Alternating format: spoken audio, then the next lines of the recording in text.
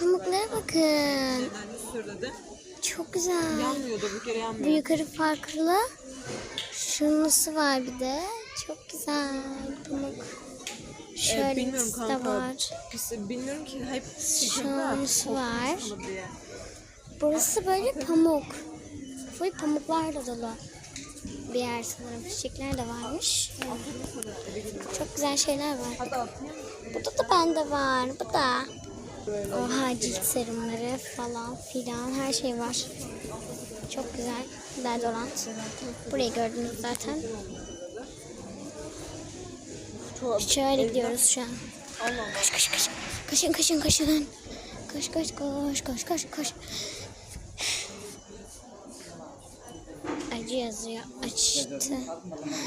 Bu neymiş? Çamaşır parfümü diyor. Şöyle.